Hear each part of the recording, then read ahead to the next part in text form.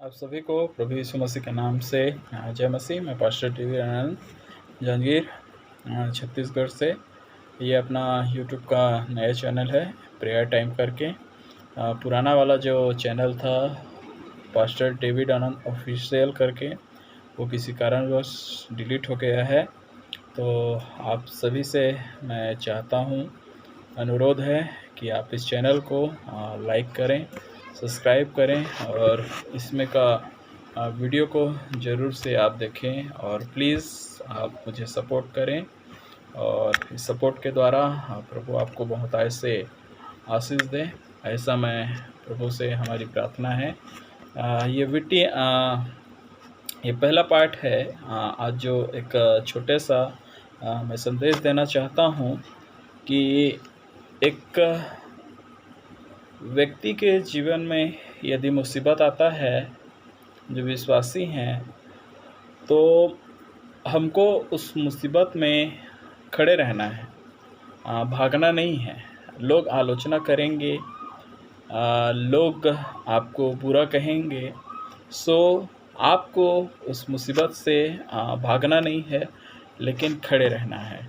ये मेरा टॉपिक है और हम थोड़े समय हम परमेश्वर के वचन में सीखेंगे कि यदि कोई परमेश्वर में बना रहता है तो परमेश्वर किस प्रकार से वो सुधि लेता है। यहाँ पे यदि हम पहला, आज ये मेरा जो टॉपिक है, मुसीबत में हमें खड़े रहना है, भागना नहीं है, परमेश्वर के पीछे हमें भागना है।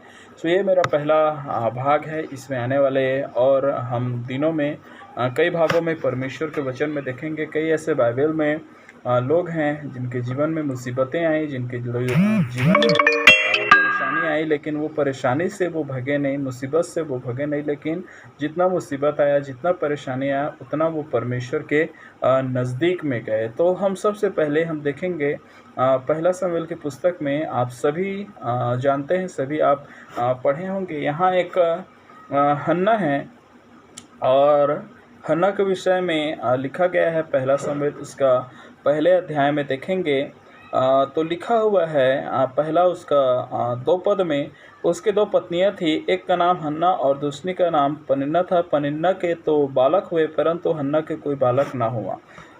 यहाँ पे देखेंगे तो हन्ना एक वांस थी, उसके कोई पुत्र नहीं थे, और इस पुत्र ना होने के कारण उसके जीवन में परेशानी थी। जो पनिन्ना थी वो काफ़ी उसको बुरा भला कहती थी। यहाँ पे यदि 7वें पद में हम देखेंगे तो लिखा हुआ है, वह तो प्रतिवर्ष ऐसा ही करता था, और जब हन्ना यहोवा के भवन को जाती थी तो पनिन्ना उसको चिढ़ाती थी, इसलिए वह रोती और खाना ना खाती थी। ये मतलब एक प्रकार का टॉर्चर था जो घर के ही लोग दे रहे थे। उसकी स्वयं की जो एल्काना था, उसकी पहली पत्नी जो थी पन्ना, वो उसको बहुत टॉर्चर करती थी। तो हन्ना बहुत सारी परेशानियों को झेलती थी, बहुत सारे कष्टों को झेलती थी। एक तो उसका कोई बच्चा नहीं था, तो उसको बहुत सारी परेशानियों का सामना करना पड़ता था। लेकिन वो उदास हुई, खाना नहीं खाते, लेकिन उसने एक काम किया, वो इस मुसीबत से वो भगी नहीं, इस मुसीबत से वो हारी नहीं। लेकिन वचन हमको कहता है, यदि हम उसका 10वें पद में जाएंगे, एक अध्याय उसका 10 पद में पहला शमूएल की पुस्तक में, तो वहाँ लिखा हुआ है, वह मन में व्याकुल होकर यहोवा से प्रार्थना करने और बिलक बिलक कर रोने लगी, और उसने यह मन्नत मानी है, सेनाओं के यहोवा, यदि तू अपनी दासी के दुख पर सचमुच दृष्टि करे और मेरी सुधि ले और अपनी दासी को भूल न जाए और अपनी दासी को पुत्र दे, तो मैं उसके जीवन भर के लिए यहोवा को अर्पण करूंगी और उसके सिर पर छुरा ना फिरने पाएगा।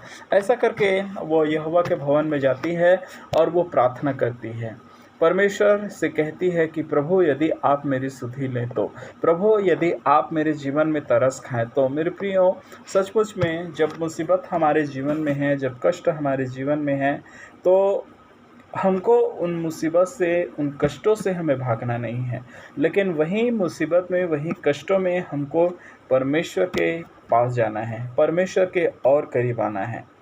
वचन कहता है, वो अपने बातें को खोलकर यहोवा से कहे। यदि हम वचन में पढ़ते जाएंगे 15वें पद में देखेंगे तो लिखा हुआ है, मैंने अपनी बातें को यहोवा को खोल कर कही है। मेरे प्रियो, आपका दुख को कोई सुनने वाला नहीं होगा, आपके परेशानियों को कोई देखने वाला नहीं होगा, लेकिन एक चीज़ है, आप मुसीबत में यदि खड़े रहें, मुसीबत के बीच में यदि आप परमेश्वर को पुकारें, मुसीबत के बीच में यदि आप परमेश्वर को अपने मन की बातों को खोल कर कहें, तो परमेश्वर एक दिन आपके जीवन में काम करेगा। हालेलुया। परमेश्वर यहाँ पे लिखा हुआ है, उसके वचन में लिखा हुआ है, 19वें पद में हम देखेंगे तो लिखा हुआ है, वे सवेरे उठ यहोवा को दंडवत करके रामा में अपने घर लौट गए, और एल्काना अपनी स्त्री हन्ना के पास गया और यहोवा ने उसकी सुधि ली।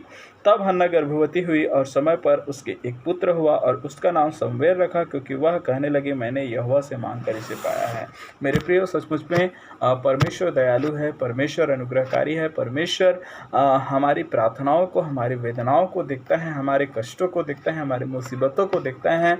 हम किस क्षण परमेश्वर के भवन को पुकार रहे हैं, किस समय पे हम संसार को त्याग कर, किस समय हम संसार की मतलब कहने का मतलब है संसार से कहना चाहिए, संसार से मदद ना मांगकर हम परमेश्वर के पास गए हैं, तो परमेश्वर हमारे जीवन में वो अद्भुत कामों को करता है। यदि सचमुच में हम परमेश्वर पर एकदम भरोसा रखते हैं, जिस प्रकार हन्ना ने कहा कि हे परमेश्वर, काश तू मेरी सुधि लेता। सचमुच में परमेश्वर जब ऐसा हन्ना परमेश्वर के पास गई, बिलक बिलक कर रोई, अपने दिल की बात को, अपने मन की बात को खोलकर परमेश्वर के सामने रखा, तो एक समय आया जब परमेश्वर ने उसकी सुधि ली, और जो कोख बंद था, जिस वजह से वो परेशानी में थी, जिस वजह से उसको सुनना पड़ता था, परमेश्वर ने वही चीज़ को बंद किया। मेरे प्रियो, मैं बताना चाहता हूँ कि हम जो भी परेशानी में रहेंगे, जो भी कष्टों में रहेंगे, परमेश्वर उसी को जय हमारे जब हम मांगेंगे तो जय हमको परमेश्वर दिलाएगा। मेरे प्रियो, आज की इस शाम के आज की इस मैसेज में, इस संदेश में, परमेश्वर के वचन में आपको प्रोत्साहित करना चाहता हूँ। मेरे प्रियो, आप हारे नहीं, आप कष्टों से मत हारें, आप मुसीबत से मत हारें। हो सकता है बीमारी होगा, हो सकता है कर्ज होगा, हो सकता है तकलीफ होगा, लेकिन आपको उससे पीछे भागने की ज़रूरत नहीं है, लेकिन आपको जाने की ज़रूरत है परमेश्वर के पास। परमेश्वर के पास जाओगे, परमेश्वर के बाद अपने मन की बातों को खोल कर कहोगे। हो सकता है कर्ज के लिए आप परमेश्वर के भवन में जाकर कर्ज के लिए परमेश्वर से प्रार्थना करोगे। मैं कहता हूँ परमेश्वर आपकी सुधि लेगा। सचमुच में आप अपना हृदय को ये हन्ना के समान खोल दो। वो हन्ना गई, बिलक बिलक कर रोई, उसका मन में वो प्रार्थना कर रही थी, एकदम वेदनाओं के साथ प्रार्थना कर रही थी। यदि आप पूरे बोझ के साथ जब आप परमेश्वर के पास जाओगे, बोझ के साथ जब आप परमेश्वर के नज़दीक जाओगे, सचमुच में परमेश्वर आपकी सुधि लेगा। प्रभु हमारे जीवन में अद्भुत कामों को करता है। यदि हम सचमुच में उसके पास जाते हैं, अपने वेदनाओं को रखते हैं, मेरे प्रियो, परमेश्वर हमारी सुधि लेता है। इस मैसेज के आज का ये मैसेज मैं यहीं तक आपको बोलना चाहता हूँ। परेशानियों में ये नंबर 1 है हन्ना के विषय में। हन्ना किस प्रकार से प्रार्थना की और जय को प्राप्त की, किस प्रकार से परमेश्वर के पास वो बिलक बिलक कर रोई और परमेश्वर ने उसकी सुधि ली। आज की इस मैसेज के द्वारा मैं आपसे कहना चाहता हूँ, भले से शॉर्ट मैसेज है, मैंने वचन पढ़ा है, लेकिन केवल आपको एक बात बताना चाहता हूँ, परमेश्वर के लिए कोई भी काम असंभव नहीं है। ये मैसेज के द्वारा आप सुनेंगे, आप देखेंगे, परमेश्वर जरूर ही आपके जीवन में काम करेगा। मैं आपके लिए प्रार्थना करने जा रहा हूँ, जितने भी इस वीडियो को देखेंगे, परमेश्वर उनके जीवन में मिरेकल करेगा। प्रभु जी, हम प्रार्थना करते हैं इस वीडियो के द्वारा, प्रभु आप अपनी महिमा को प्रकट करें, अपने लोगों के जीवन में अद्भुत कामों को करें। परमेश्वर, ये वचन के अनुसार से प्रभु जिस प्रकार से हन्ना की आपने सुधि लिया, प्रभु हो सकता है इस वीडियो को देखेंगे तो लोग तकलीफ में रहेंगे, लोग मुसीबत में रहेंगे, चाहे कोई भी मुसीबत क्यों ना हो। प्रभु जब ये वचन को सुनते हैं, प्रभु उनके जीवन में आप मिरेकल करें और हन्ना के समान एक गवाही बनाएं, ऐसा हम प्रार्थना करते हैं। प्रभु प्रार्थना सुना है, आशीष दिया है, धन्यवाद करते हैं। यीशु के नाम में पिता हम आशीष मांगते हैं, हमें। प्रियो, बहुत बहुत धन्यवाद। आप ये वीडियो को ज़रूर से देखें और दूसरों को भी दिखाएं, और प्लीज़ मेरा निवेदन है आप इस चैनल को सब्सक्राइब करें और वीडियो को अधिक से अधिक लोगों तक पहुंचाएं, और निश्चित तौर पर आप अपने जीवन में मिरेकल को देखेंगे, यह मेरा विश्वास है। God bless you. प्रभु आप सभी को आशीष दे। सबको जय मसीह।